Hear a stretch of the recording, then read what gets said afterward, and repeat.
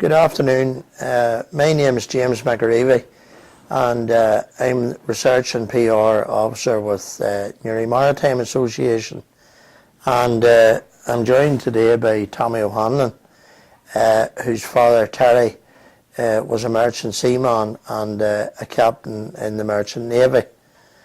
And Terry had a long career at sea, and then he actually finished up at Victoria Locks, isn't that right, Tom? As Lockmaster. As Lockmaster.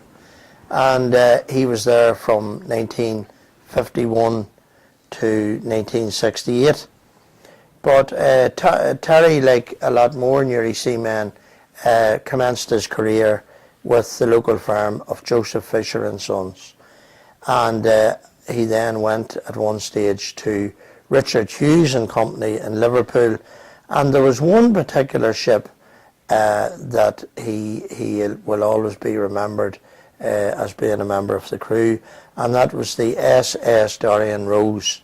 And maybe you could tell us a bit, Tommy, about your late father's involvement with the Dorian Rose.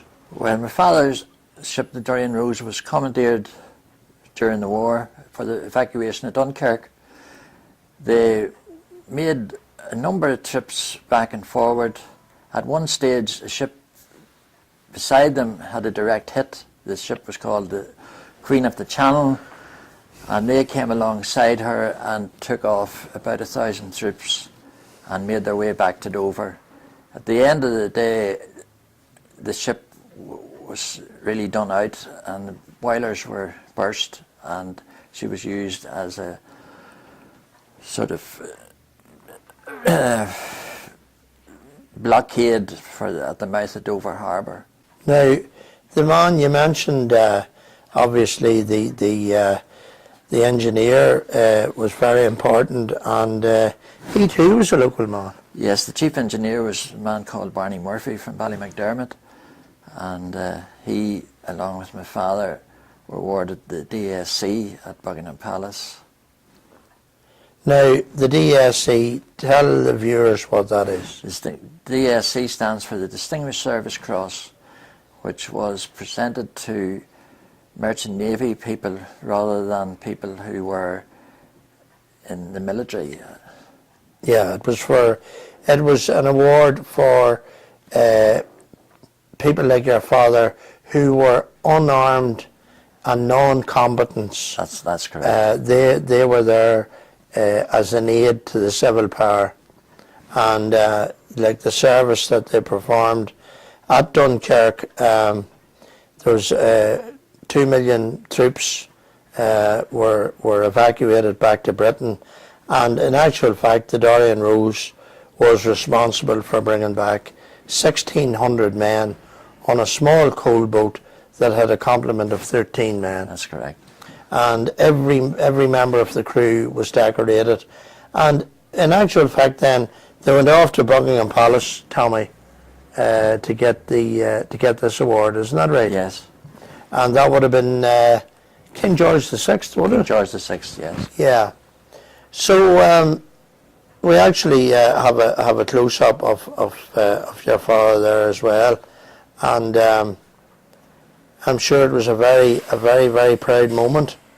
Did your father ever talk about that much, Tommy? He talked very little about the war. He just about said the experience. He just said he was there and they had to go on, and yeah. He said war is a bad thing. He didn't like the war at all. And I noticed from talking to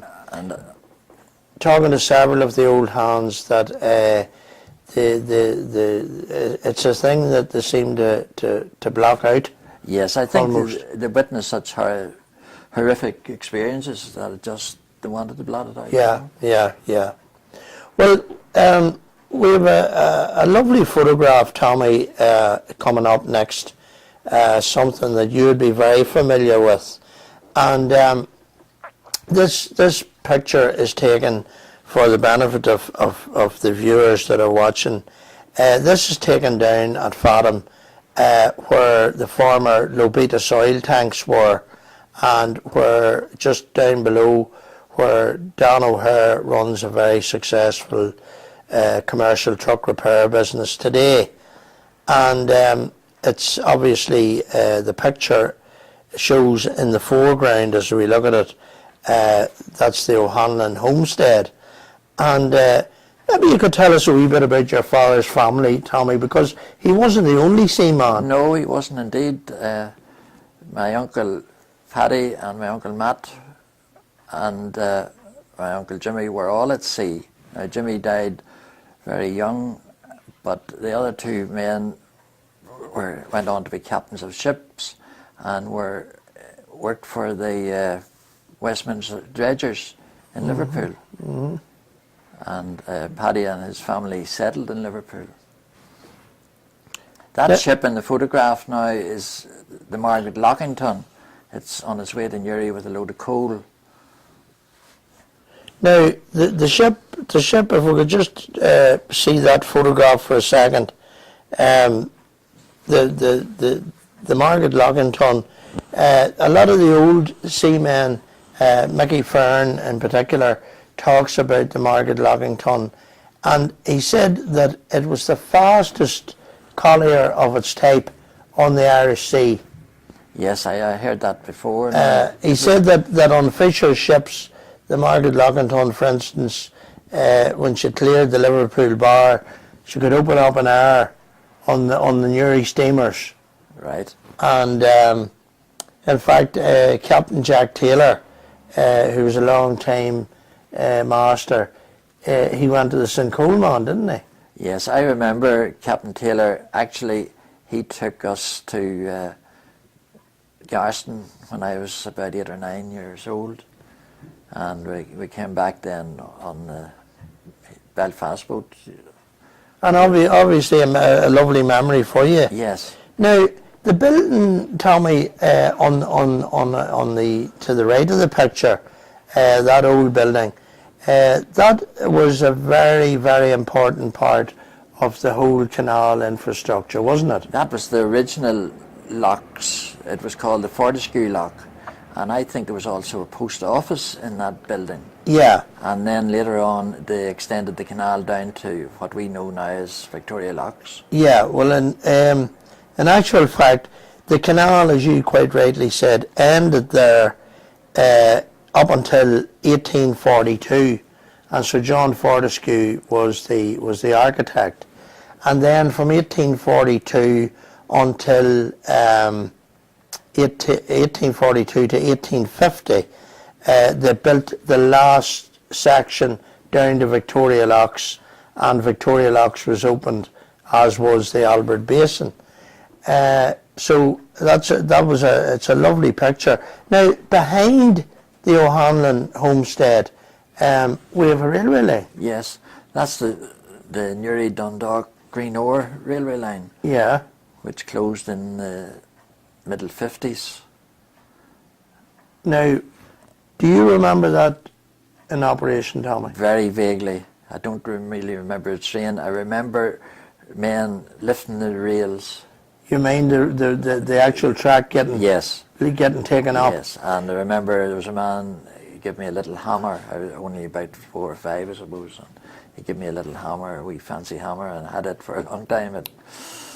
Well, I mean, when you look at that photograph today, you know, and another thing that we should mention, Tommy, if we look past your family homestead, we can just see a little white house just past that, and they were neighbours of yours. Tell us about that family. They were the McParlands. Now, they also went to sea, and Paddy McParland, who was a good friend of my father's, he was decorated during the war as well. Yeah, he got the MBE.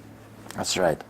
Paddy apparently was torpedoed 3 times, but he wasn't the only member of the McParland family at sea. There were 4 brothers, and in fact Jack McParland's son John, as you know, is a member in our group, and he too was a merchant navy captain, and I do keep John going about the fact that although there were 4 members of the family were ship's captains, the O'Keefes had 5, isn't that right? That's probably right. You know, but Sadly today, Tommy, everything's gone in that picture, That's isn't right. it? Your house, you have a new house built Yes. there today, but your family home's gone. The Fortescue Lock House is gone. The Margaret Lockington was scrapped in 1958 in Dublin. The railway line, as you say, was closed and the track lifted, and the McParland's house has gone, and they actually ran the post office in the latter years, right. didn't they? That's correct, yes. And Tommy, am I correct in saying, did the postman actually leave and walk up through the wood to Fathom? Postman walked the whole way right round. I suppose he walked right down to the locks and maybe up through the wood. Yeah. Yeah. And along the Yes, Flagstaff Road. yes. Oh, it was a long journey. So now we have our next image here. Obviously, is Victoria Locks, as it would have been in the late 1930s, and there's a pretty iconic picture here because nothing has really changed there, Tommy, has it? Not a lot. The lock gates were built to last, and the lock chamber was built to last, and it's still there. And we've got two steamers tied up here waiting to go, and we can see on the seaward end one has just departed. Yes, it was a busy, Newry was a busy port in the 30s, 40s, 50s. Now, tell us a bit about, we said that when your father was at sea, we have a couple of his books you've brought in. I see you've got his discharge book. Maybe you'd explain to us, what this is and what these stamps mean. Well, when a seaman went to sea, he had to have a discharge book. It was nearly like a passport. Yeah. And when he was leaving that ship, the name of the ship was written in by the captain, and remarks on whether his conduct was good or unfavourable. Continuous certificate of discharge. That's what it was called. And yeah. then we've got, of course, the certificate of competency, the master certificate. Now this is obviously self-explanatory, and it's like a driving license, really, Tommy, yes, isn't it? That's correct. And it's really a driving license to say that you're competent to be in charge of a ship. To be a master mariner. A master mariner. Yeah. And Terence O'Hanlon was one of those master mariners, and I see that he actually got this in December 1932. That's correct. And he had quite a long career.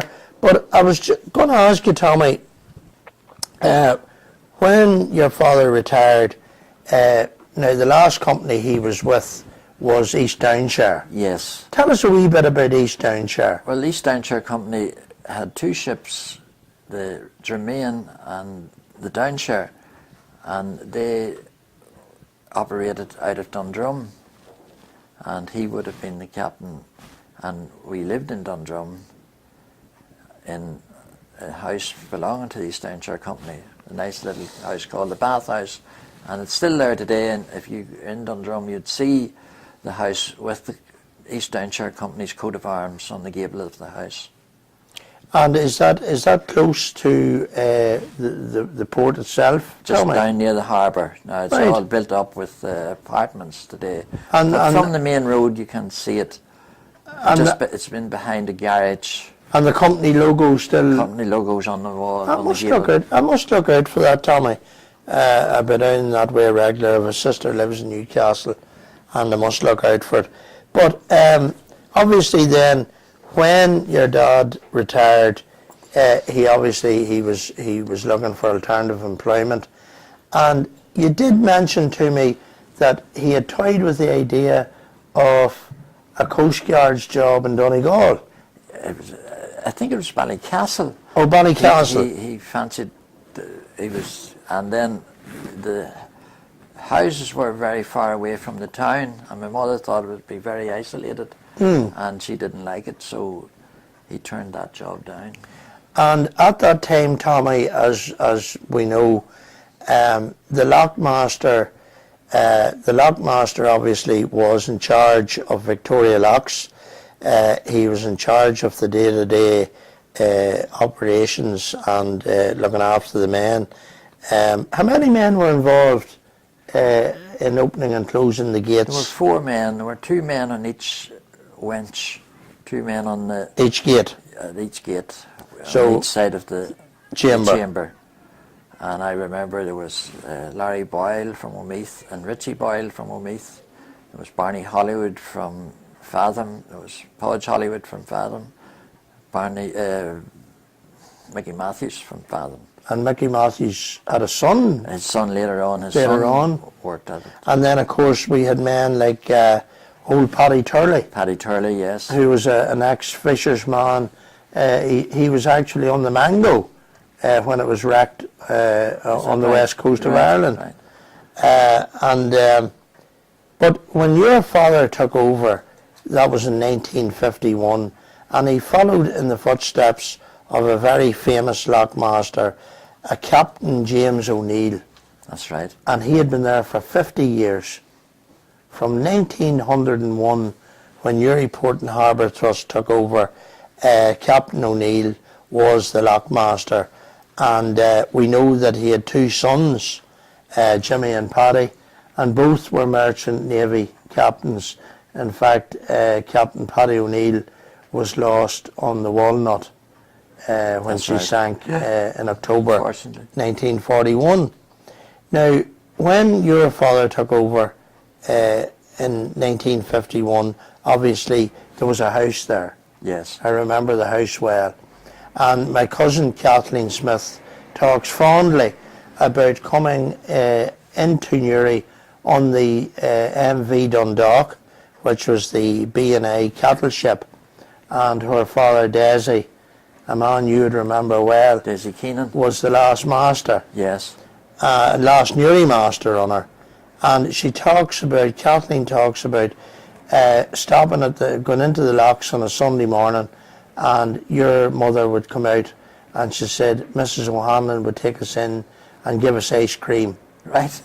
And that was her lasting memory of the locks. That's very good now. Sunday morning, your mother and the ice cream. That's very good. You know, but what was life like growing up at the locks, Tommy? Life was very exciting because there was ships coming in all the time. I was always very interested in the foreign ships that came in. Yeah. They mostly came in the spring from Scandinavia. From the Baltic. You'd be looking at the different flags, maybe Denmark or Norway, and I remember one coming from Archangel, and Yeah. I was talking about it in school, and there was great interest even from one of the Christian brothers. He was very interested in this ship coming all the way to Newry from Archangel. Yeah, and in fact it harks back, Tommy, to the real Hallison days of Newry Port, when ships came from all over the world. That's true. But even in the latter times, as you say, you know, in the 50s and 60s, we still had ships coming from Scandinavia with timber for hull lanes and for fishers, and of course we had the extensive coal trade. Yes. Then there were also ships came with China clay for the Wade factory at Portadown. Yes. There was a little ship, the Normandy Hall, I think it came with that. And then some of them came for O'Hare's Mills. Yes. With grain. And then later on we had the oil tankers, like the Pass of Ballymaha came to the Well, oil tanks. just when you mention Sands's Mill, and Frank Fisher, who was the boss in Fisher's from 1901 to 1951, he was married to one of the daughters of the owner of the mill, Jane Sinclair, and in fact his son was called James Sinclair Fisher, J.S. Fisher. And Jim, is that how we have Sinclair Street now? That's at that corner. I never associated that. Sinclair's owned the mill, you see, It was built in 1873 by the Sinclair family, and then Robert Sands bought it at a later stage. And at one stage he had the Newry Reporter. He printed the Newry Reporter in the mill over there. But that's how the Sinclair family came to be linked into fishers. And Jane Sinclair died of tuberculosis around 1911, and Frank Fisher was a widower for almost 40 years. Right. And of course he lived at Drummaleen Chapel. That's right, yes. You'd remember that, Tommy? I don't remember. I remember it opening vaguely, but I don't ever remember a house being there, you know. Right. I wouldn't really, when you're young, you don't take interest in these things. You also mentioned, Tommy, something again that had a short lifespan in the port, but was very important, and that was the building of the oil terminal just across the road from where you live today in 1957, and it was there until the canal closed in 74.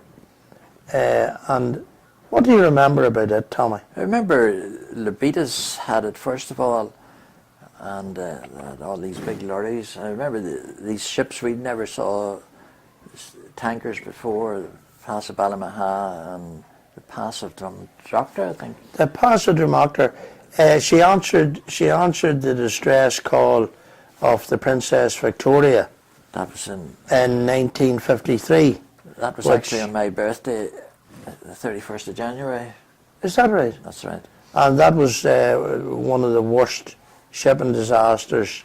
It eclipsed our own tragedy in Carlingford Lock with the Connemara and the Retriever. So obviously a lot of local people, Tommy, probably worked there. I know Paddy O'Hare worked. Yeah, so a in the lot terminal. of local people had jobs driving, and there was office staff. And then later on Burma Oil took it over. Right. And I think in the 70s there was an attempt to blow it up. That's right. Yeah. Well, in fact, you as a young boy had a particularly harrowing experience back in, it would have been 1957, I think. 1957, that's correct. And what happened that night, Tommy? Well, that night a group, I don't know, I suppose they were IRA, came to blow up the lock gates, and they burst in the front door of our house, and they put us out. I didn't even have time to put on shoes. I was marched down the road with my mother and father in our bare feet, and they said lie down on the road, and they headed off south in a van. And then the next thing there was a loud bang, and the sea gates were blowing off their hinges. And I think the locks must have been out of operation for about 2 years. There was a big job. McLaughlin and Harvey's from Belfast worked there, and there was a big repair job on it. Mm-hmm. And this coal had to come into Warren Point that time. Yeah, yeah. And obviously there was a lot of there was a big compensation case there, but it was more the loss of trade, really, wasn't it? So now today, of course, your father left in 1968. That's right. And you moved up then to where you're living today. No, we lived in Carriff Crescent. Right. Dublin Road. Right. And now we see today the locks as it is. The actual lock chamber hasn't changed at all, No, has it? It hasn't. No. I mean, that picture could have been taken 50, 60 years ago. Yes. It's just those railings and bollards around. And it's been automated since 2007. That's right. The days of Podge Hollywood and the winding handle are gone. Yeah. You know, just as a matter of interest, Tommy, how long did the procedure take to bring a vessel into the lock chamber, say from the seaward end, coming in from Carlingford Lock, and to raise the water to get into I would the say canal. it took the best part of an hour Yeah, with everything that was going on. Sometimes they were able to have a late lock or an early lock, depending on the State of the tide. spring tide. yeah. And if there were smaller vessels, sometimes they could double up and have two in the chamber at once. So Tommy, in conclusion, happy days growing up, happy childhood memories. Absolutely. A lot of variety, a lot of contact with lots of seagoing people. Yeah, Happy days, as you say. and it must have been really, really interesting. I'd imagine that you had a lot of tales to tell in school, We had a lot of stories, all right. and you were never short of coal. No, we're never short of coal. Well, Tommy, thanks very, very much. I enjoyed it. Thank you, James. I hope that everyone else enjoyed it as much as myself and Tommy, and we'll see you next time. Thank you very much.